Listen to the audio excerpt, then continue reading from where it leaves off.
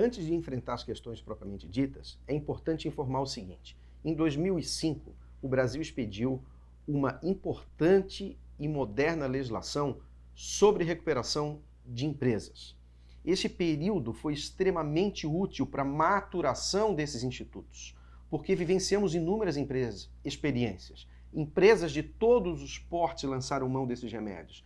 Pequenas, médias, grandes companhias nacionais se utilizaram desses remédios e que têm se mostrado extremamente eficientes para o soerguimento das empresas em crise e para a salvaguarda das empresas que possam adentrar numa crise econômica financeira.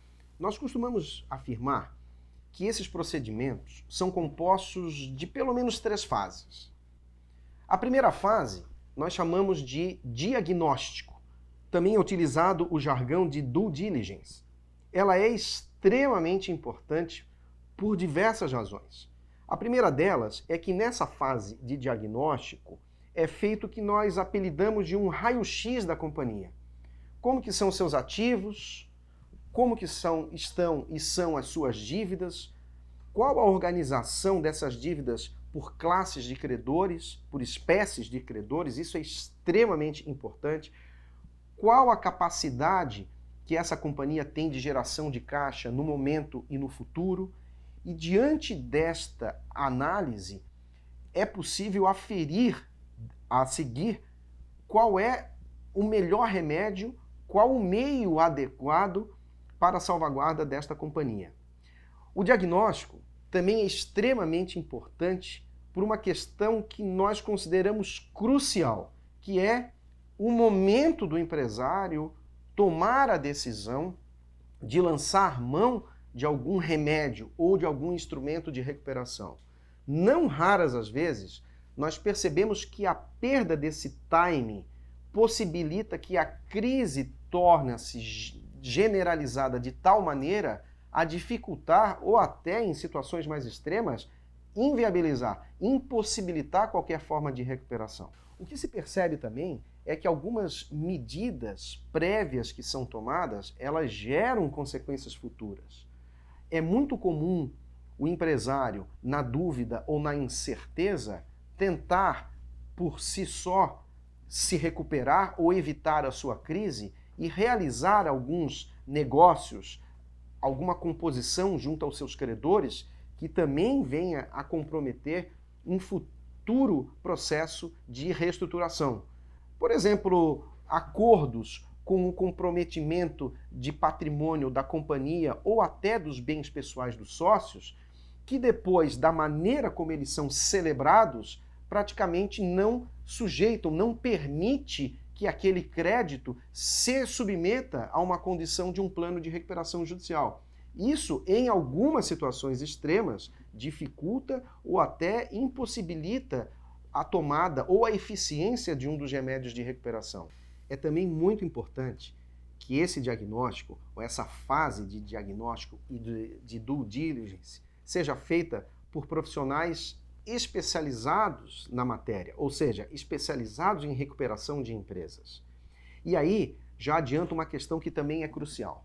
O processo de reestruturação é uma tarefa multidisciplinar. Envolve profissionais especializados na área jurídica, na área contábil. Os contadores são profissionais de extrema importância em todo o processo de reestruturação e não só úteis, mas imprescindíveis nessa fase de diagnóstico. Auditores especializados também nessa área, consultores administrativos, financeiros e até, dependendo do caso, comerciais. Ou seja, é importante ter essa noção de multidisciplinariedade especializada para a reestruturação da empresa. Concluído o diagnóstico, é possível passar para o que nós chamamos de fase 2 do processo de reestruturação de uma empresa. E a fase 2 é identificar qual o melhor plano de ação. Qual o plano de ação que julga-se mais adequado e eficiente para aquela companhia especificamente.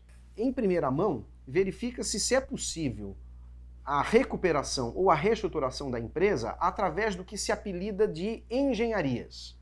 Imagine-se que uma empresa possa ter uma crise do ponto de vista trabalhista, ou fiscal, ou bancária. O que é uma engenharia? É verificar a situação de créditos, de passivos, de ativos relativo a esta área especificamente e busca-se a negociação e adequação com os credores relativa a essa área, ou área trabalhista, ou área fiscal, ou área bancária.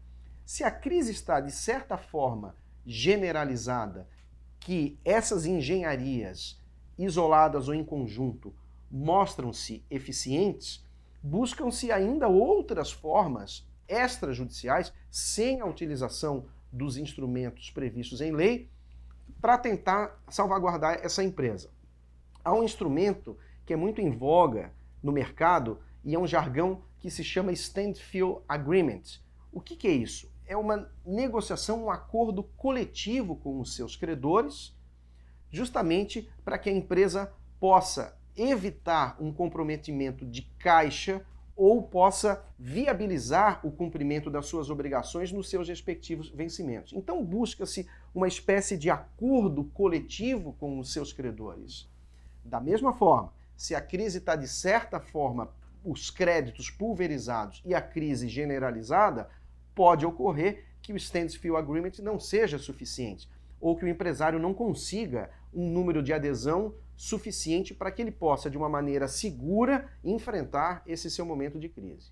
Portanto, aí sim, quando esses instrumentos que nós apelidamos de extrajudiciais possam se mostrar insuficientes ou não conferir a certeza e a segurança necessária, aí sim analisa-se e verifica qual dos instrumentos previstos em lei possa ser mais útil e eficiente para salvaguardar a empresa. E nesse sentido, então nós temos na legislação, essa a qual eu me referi, que foi expedida em 2005, é a Lei 11.101 de 2005, a conhecida Lei de Recuperação de Empresas. Ela possui dois instrumentos jurídicos específicos para o soerguimento e salvaguarda das empresas em crise. Nós temos a recuperação extrajudicial e temos a recuperação judicial. Quero expor com isso que normalmente a recuperação judicial é vista como o último caminho, ou o último remédio da companhia. Ou seja, utiliza-se ela se realmente for extremamente necessário para o soerguimento da empresa. O que é a recuperação judicial? A recuperação judicial é um processo, é uma ação. Ou seja, o empresário entra com uma ação na justiça com um propósito: elaborar um plano de recuperação e submeter esse plano de recuperação para aprovação dos seus credores. O que é preciso para propor essa recuperação judicial? Inicialmente, é importante destacar que no momento de entrar com a recuperação judicial, o empresário ainda não precisa ter elaborado e estar com seu plano de recuperação judicial pronto. Ele apenas precisa demonstrar que possui os requisitos mínimos exigidos pela lei e juntar uma série de documentos. Pela nossa experiência, nós vemos que dificilmente o empresário não possui esses requisitos mínimos. Para se ter uma ideia, eles são o seguinte: não ser falido, ou seja, não ter a sua falência decretada, não ter obtido recuperação nos últimos 5 anos, não ter administrador ou controlador condenado por crime falimentar. Portanto, são requisitos estar no mercado há pelo menos 2 anos, enfim, são requisitos que normalmente o empresário encontra para poder entrar com o processo de recuperação judicial. Além disso, como eu falei, é necessário juntar uma série de documentos que a lei exige, que são documentos que também todo empresário possui. Por exemplo, as demonstrações financeiras dos últimos 3 anos, a relação dos seus credores, os seus ativos, a identificação dos seus sócios, os extratos bancários, a relação dos seus empregados, enfim, são informações, são documentos exigidos pela lei que todo empresário possui. Uma vez entrado com a ação e demonstrado esses requisitos e esses documentos, o juiz vai dar uma primeira decisão que a gente chama de decisão de deferimento do processamento da recuperação judicial.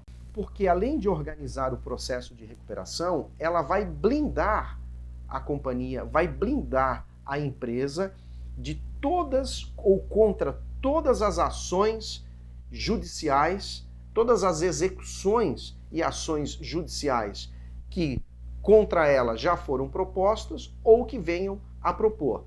Nós chamamos isso, nós apelidamos isso de stay period, ou seja, tudo que existe contra aquela companhia é paralisado por um período de 180 dias. Esta paralisação dessas ações, elas também ocorrem em relação aos pagamentos. Quer dizer, a partir do momento do deferimento, a empresa para de pagar com todas as suas obrigações existentes até a data do pedido, sejam elas vencidas ou sejam elas vincendas.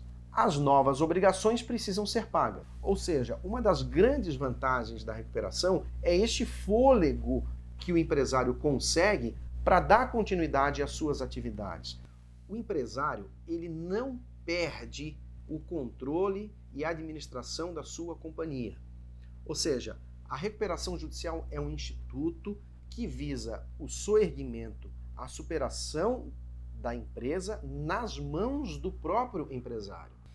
Quando do deferimento, o juiz nomeia uma figura que se chama administrador judicial. A figura do administrador judicial tem a função principal de ser um fiscal do juiz, né? Uma fiscalização do processo, mas não necessariamente uma administração propriamente dita. Não é alguém que necessariamente vai passar a cumprir o expediente dentro da empresa. Essa fiscalização normalmente se dá com a expedição de relatórios mensais de como que está o andamento da empresa, a sua situação de receitas e de despesas, para que haja uma informação mensal de como que se está se dando o andamento das atividades da empresa em recuperação judicial. Como é elaborado e o que pode conter um plano de recuperação judicial? O atual Instituto da Recuperação Judicial permite que o plano de recuperação judicial contenha meios ilimitados. Ou seja, ele é elaborado pelo próprio empresário, utilizando-se de meios que ele julga necessários e suficientes para o seu soerguimento. Aqui, então, é importante repetir um ponto, que o processo de recuperação judicial exige um trabalho multidisciplinar. Quem vai elaborar esse plano de recuperação judicial? O empresário pode participar juntamente com uma equipe de profissionais especializados e, repito exaustivamente, multidisciplinar. Eis a importância aqui dos contadores, eis a importância dos auditores, dos consultores administrativos e financeiros e também a assessoria jurídica que vai balizar as possibilidades, os limites jurídicos que um plano de recuperação judicial pode conter. Que, como eu disse, pode conter meios ilimitados. Então, o mais comum é o perfilamento do seu passivo. Então, o empresário vai, através do plano, fazer uma proposta financeira para os seus credores, uma proposta de pagamento dos seus credores. Permita-se utilizar alguns exemplos práticos. Tem-se visto nos processos planos de pagamento de 10 anos, 15 anos, 20 anos, com pagamentos anuais, parcelas anuais, que podem ser escalonadas de acordo com a previsão do fluxo de caixa. Pode conter deságio, ou seja, descontos desse passivo. Normalmente tem-se visto descontos que vão de 30%, 40%, 50%, ou até, em situações extremas, descontos superiores a 50%. É possível separar as propostas. Uma proposta financeira para uma classe de credores, que é o trabalhista, outra proposta financeira para credores com garantia real, outra proposta para credores cuja classe é composta dos fornecedores e prestadores de serviço, outra proposta para os credores que são micro e pequenos empresários. Ou seja, a legislação permite que o empresário possa adequar a sua proposta conforme a sua realidade. Outras questões interessantes. A lei permite um tratamento diferenciado para determinados credores, por exemplo, que são aqueles que nós chamamos de credores parceiros, aqueles credores que são essenciais à continuidade da empresa. que não podem se submeter às mesmas condições de outros credores, sob pena de comprometer esta continuidade. Então, é possível a previsão, além de condições de pagamentos diferenciadas, mas o que nós chamamos de aceleração de pagamentos, por exemplo, para aqueles fornecedores que continuam a conceder créditos para a empresa, créditos financeiros ou vendas a prazo ou prestações de serviços também a prazo, enfim, aqueles que se mantêm parceiros, que continuam a conceder créditos, é possível prever uma condição especial. Em algumas situações extremas, até não submeter certos parceiros ao plano. Isso é possível. A lei permite manter as condições originais de pagamento de determinados credores, desde que isso esteja no plano e desde que esteja submetido a uma aprovação do plano como um todo. É muito utilizado também o instituto ou o meio de venda de ativos, total ou parcial. E por que ela tem se mostrado útil? Porque é uma venda de ativos que ocorre dentro do processo, ou seja, de uma maneira clara, deliberada, através de um dos instrumentos de venda previstos na lei e, consequentemente, ela é chancelada pelo Poder Judiciário. Portanto, a recuperação judicial permite com que algumas vendas sejam realizadas por empresas que, se não tivessem em recuperação judicial, aquela venda não era possível. Por exemplo, a existência de CNDs, de certidão negativa de débitos fiscais. Por vezes o empresário possui dívidas fiscais, não consegue a expedição de CND e não consegue vender os seus ativos. Pois se eles forem vendidos dentro de um processo de recuperação judicial, dentro de uma das formas que a lei permite, é possível fazer a venda de ativos e utilizar esses ativos para ou pagamento dos seus credores ou para composição de caixa, enfim, aquilo que o plano vai propor. A venda de ativos dentro de um processo de recuperação judicial, portanto, ela confere muita segurança a quem compra esse ativo, pois adquirir um ativo em processo de recuperação judicial protege o adquirente contra as responsabilidades ou as dívidas do empresário devedor. Portanto, ele não está sujeito ao risco de fraude à execução, não está sujeito ao risco do que a gente chama de sucessão, que é o fato de você adquirir um ativo e herdar as dívidas do vendedor. Uma questão importante na recuperação judicial diz respeito ao passivo fiscal, ou seja, as dívidas tributárias que o empresário possui.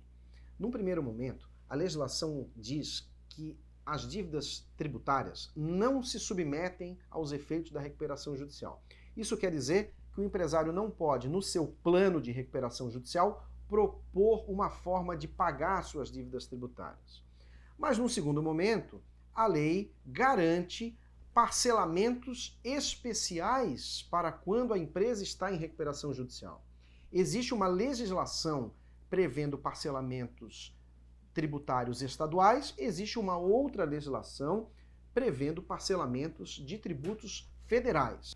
O Poder Judiciário construiu uma farta jurisprudência para proteger as empresas em recuperação judicial contra os executivos fiscais. E essa proteção foi justamente impedir que bens da companhia sejam penhorados, sejam constritados em executivos fiscais, delegando a competência sobre essas penhoras ao juiz da recuperação judicial. Ou seja, aquele juiz que tem uma visão geral sobre a condição do empresário, a forma como ele está buscando a sua recuperação e, consequentemente, aquele juiz que busca a eficiência do soerguimento da empresa que está em crise e o resultado da sua recuperação. Uma demonstração de que o propósito da lei é conferir meios ilimitados de recuperação, que há uma previsão expressa de que o empresário pode propor no seu plano uma redução salarial. Isso está expresso na lei. Então ele pode adequar a situação dos seus trabalhadores, ainda que temporariamente, ainda que neste período de crise e de que é necessário para ela se reerguer, uma modificação das condições salariais e de remuneração dos seus colaboradores. E isso, repito, está expresso na lei como possibilidades. O curso do processo é extremamente curto. Ou seja, Depois que o plano é aprovado pelos credores numa assembleia, e já vamos explicar um pouco mais como se dá essa aprovação, o juiz concede uma decisão que chama decisão de concessão da recuperação judicial, onde ele vai transformar todo aquele antigo passivo num novo passivo previsto nesse plano para pagar em 10, 15, 20 anos, como nós expomos. Porém, o processo ele vai durar apenas 2 anos a partir dessa decisão de concessão. Durante 2 anos, se o empresário cumprir todas as obrigações que ele se comprometeu nesse período, o juiz encerra com o processo. Ou seja, a empresa deixa de ser uma empresa em recuperação judicial, ela tira o crachá da empresa de recuperação, passa a ser uma empresa como qualquer outra, mas que tem obrigações a cumprir num plano de recuperação. A aprovação de um plano de recuperação judicial normalmente ocorre numa assembleia geral de credores, onde ela se dá por maioria de credores. Essa maioria, ela é diferenciada, o critério do que é maioria é diferente de acordo com a classe de credores. Então, por exemplo, na classe dos credores trabalhistas e na classe dos micro e pequeno empresários, o critério de maioria a gente chama que é por cabeça, é por número de credores, independentemente do valor dos seus créditos. Nas outras classes, a classe com garantia real, ou seja, aqueles créditos que têm um bem garantido, e na classe que a lei chama quirografários, isso é um termo muito técnico-jurídico, quer dizer aqueles créditos que não têm garantia real, nessas duas classes, a maioria é determinada por cabeça e também por valor, sempre comparativo dentro de cada classe. Uma vez estando amparado por profissionais especializados, jamais se vai a uma assembleia sem ter uma noção do que vai acontecer. Ou seja, durante o processo de recuperação judicial, essa equipe multidisciplinar é que vai em busca do mercado, vai em busca dos credores, para que se obtenha previamente dos credores a aprovação das condições do plano. Por isso que muitas vezes as condições do plano elas são modificadas de acordo com a reação do mercado e dos seus credores. Ela pode ser modificada inclusive durante a assembleia, mas é evidente que um processo de recuperação eficiente, a assembleia só ocorrerá quando essas negociações todas estão concluídas e para que a assembleia possa ocorrer de uma maneira segura e eficaz para aprovar aquele plano que é necessário e suficiente para salvaguardar a empresa. Vamos então falar um pouco da recuperação extrajudicial. Como foi exposto, na recuperação judicial, primeiro o empresário propõe uma ação e lá no curso dessa ação é que um plano é apresentado e submetido à deliberação dos seus credores. Na recuperação extrajudicial, o procedimento é inverso. Primeiro, o empresário elabora um plano de recuperação de acordo com as suas necessidades e vai ao mercado buscar a adesão mínima prevista em lei aos credores que ele quer submeter. Essa adesão é de 3/5. Se ele obtém a adesão de 3/5, então ele leva esse plano ao judiciário para a homologação do juiz. Se esses 3/5, no mínimo, aprovam, os outros 2/5 têm obrigatoriamente que se submeter às condições desse plano. Portanto, a recuperação judicial e a recuperação extrajudicial têm se mostrado, sim, meios eficientes para a superação da crise das empresas no Brasil.